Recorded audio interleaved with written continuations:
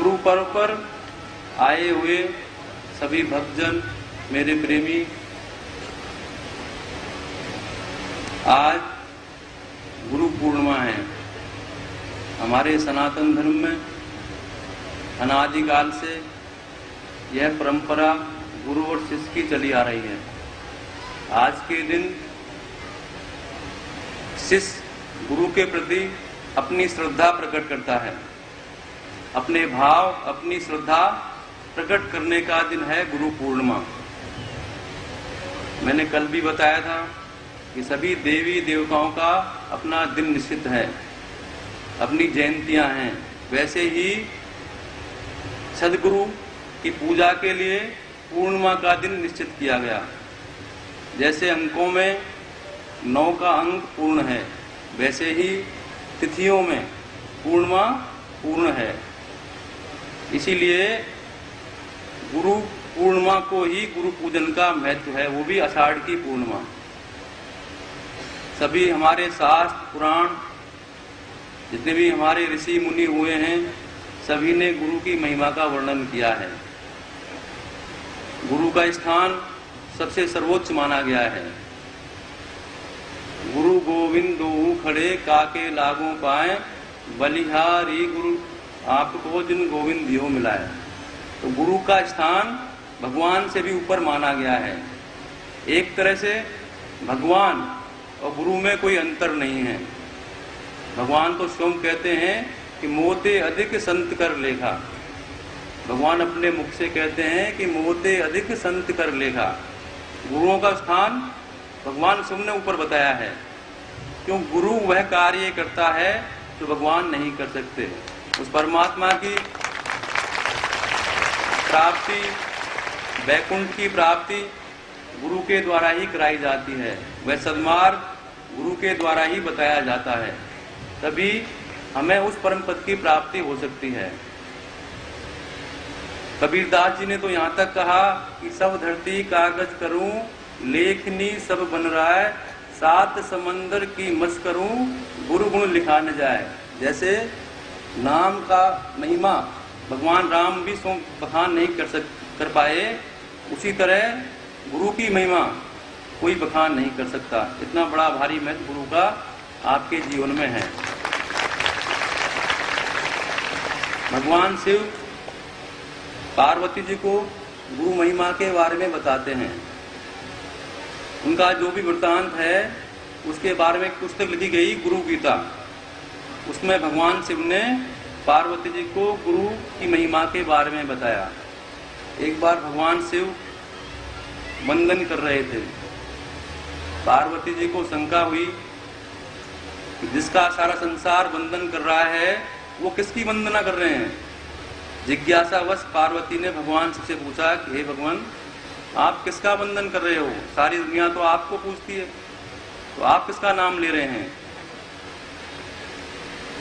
भगवान शिव बोले, मैं उस परम गुरु की वंदना कर रहा हूं जिन्हें परम ब्रह्म कहा गया है, जो अकाल पुरुष हैं, जिनका काल नहीं होता, वे प्रलय में भी विद्यमान रहते हैं। वह है परम गुरु श्री नारायण। मैं उनकी वंदना कर रहा हूं। ऐसा भगवान शिव पार्वती से कहते हैं। भगवान शिव कहते हैं कि गुरु बिन ज्ञान न होई। गुरु के बिना ज्ञान नहीं होता। हमें हमारे जीवन में ज्ञान अगर प्राप्त होगा तो गुरु के द्वारा ही होगा। इसीलिए गुरु का महत्व अधिक बताया गया है। जैसे ईश्वर प्राप्ति शरणागति भक्ति के बिना संभव नहीं है, पर उस शरणागति का, उस भक्ति का ज्ञान गुरु के द्वारा ही कराया जाता है। इसलिए प्रमुख कौन हुआ? गुरु। कि गुरु के माध्यम के बिना उस परमात्मा की प्राप्ति नहीं है। गुरु में पूर्ण श्रद्धा और विश्वास हमारा होना चाहिए। अगर हमारी गुरु के प्रति श्रद्धा विश्वास नहीं है तो वो कार्य असफल हो जाएगा और आप उस परम स्थान, उस गंतव्य स्थान तक नहीं पहुंच पाएंगे।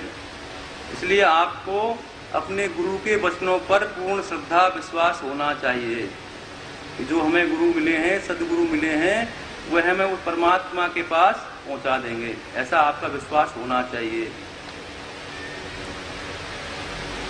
गुरु के चरणन में धरो चित्त बुद्धि मन अहंकार। ऐसा करने से सभी संताप आपके दूर हो जाएंगे। आपका मन, बुद्धि, चिंत और अहंकार ये सभी गुरु के चरणों में अर्पण कर दोगे तो आपका अवश्य कल्याण होगा, उस परमात्मा की प्राप्ति होगी। और आपको गुरु के प्रति श्रद्धा, विश्वास और धैर्यवान होना पड़ेगा। तो गुरु ही हैं जो आपके सारे पापों को नष्ट कर उस परमात्मा की प्राप्ति कराएंगे। एक बार धर्मराज के यहाँ सभी जीवात्माएं, आत्मा शरीर को छोड़ती है तो सभी धर्मराज के यहाँ जाती हैं। तो वहीं उनका निर्णय होता है कि किसको कौन सी योनि कहाँ जन्म मिलेगा।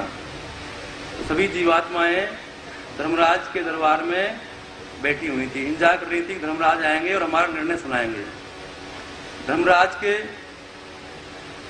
जो अकाउंटेंट होते हैं वो चित्रगुप्त, वो पूरा लेखा जोखा रखते हैं, वो भी साथ में ही खड़े थे।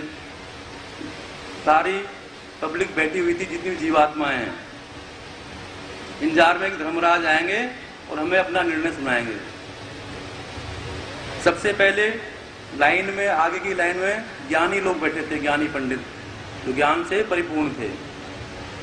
काफी देर हो गई इंतजार करते करते, तो ज्ञानी लोग अधीर हो गए। उन्होंने चित्रगुप्त से कहा कि हमें बहुत टाइम हो गया है, धर्मराज जी को जल्दी बुलाओ और हमारा निर्णय करो और हमें स्वर्ग की व्यवस्था करो, तो हम तो ज्ञानी हैं, हमें तो स्वर्ग ही मिलेगा। चित्रगुप्त बोले कि हे ज्ञानी जनों, तुम ज्ञानी तो हो पर तुमने खाली किताबी ज्ञान तुम्हें प्राप्त किया है या गुरु के द्वारा तुम्हें ज्ञान प्राप्त हुआ है? इसका निर्णय होने के बाद ही तुम्हें बताया जाएगा कि तुम्हें कौन सा लोक मिलेगा। ज्ञानी जन चुप हो गए। दूसरी पंक्ति में सन्यासी लोग बैठे थे, उन्होंने भी यही बात भगवान धर्मराज से बोली कि हमें भी अपना निर्णय सुनाया जाए, हमें भी ईश्वर की व्यवस्था करी जाए। चित्रगुप्त बोले कि अधिकारी हैं या नहीं। तीसरी पंक्ति में जनसेवक, आम जो जन हैं वो लोग बैठे थे, उन्होंने भी वही सवाल किया चित्रगुप्त से कि हमारी व्यवस्था की जाए। तो चित्रगुप्त बोले कि हे जनसेवकों, तुमने जो जनसेवा की है उसमें तुम्हारा कहीं स्वार्थ तो नहीं था? तुमने कहीं अपने लिए, अपने स्वार्थ के लिए तो जनसेवा नहीं की, इसलिए आपका भी निश्चित नहीं है कि आपको स्वर्ग मिलेगा या नहीं मिलेगा। सबसे पीछे कतार में एक व्यक्ति खड़ा था। चित्रगुप्त ने उसको बुलाया, उससे पूछा।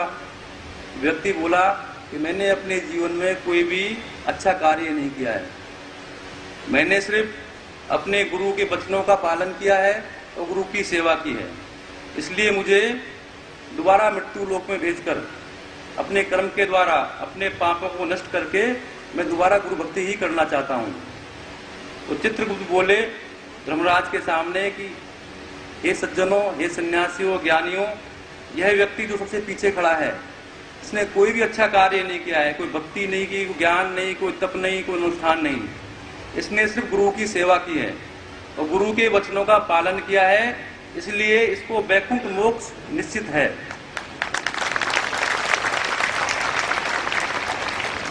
तो मेरा कहने का मतलब है कि गुरु भक्ति और गुरु सेवा के द्वारा आपको सब कुछ प्राप्त हो सकता है। कर्म, ज्ञान, भक्ति, इसके द्वारा भगवान मिले नहीं मिले कोई निश्चित नहीं है। और गुरु सेवा, गुरु के वचनों पर विश्वास करोगे तो आपको उस वैकुंठ की प्राप्ति अवश्य होगी, उस परमात्मा की प्राप्ति अवश्य होगी।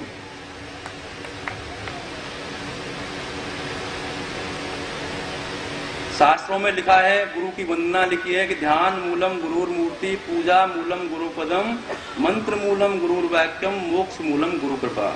अगर ध्यान करना है तो गुरु की मूर्ति का, गुरु का ध्यान करो। पूजा करनी है तो गुरु के चरणों की करो। मंत्र मूलम गुरुर वाक्यम, जो गुरु के द्वारा जो वचन कहे गए हैं उन्हें मंत्र मानकर उनका सिमरन करो। मोक्ष मूलम गुरु कृपा, तो आपको मोक्ष अवश्य मिलेगी। गुरु और भगवान, हम लोग गुरुओं की, भगवान की परीक्षा लेते हैं। मैंने देखा है कि भक्त लोग भगवान की, गुरुओं की परीक्षा लेते हैं। कि हमारा गुरु सक्षम है या नहीं, हमारा गुरु क्या कर सकता है, उसके बाद कुछ है या नहीं, ऐसा लोगों के मन में विचार रहता है। उसी के हिसाब से वो निर्धारण करते हैं और उसी के हिसाब से अपनी श्रद्धा भाव प्रकट करते हैं। ये तो स्वार्थ हो गया। ये स्वार्थ बस आप गुरु की सेवा भक्ति करते हैं तो उसका लाभ आपको नहीं मिलेगा। गुरु और भगवान को जानने में समय व्यर्थ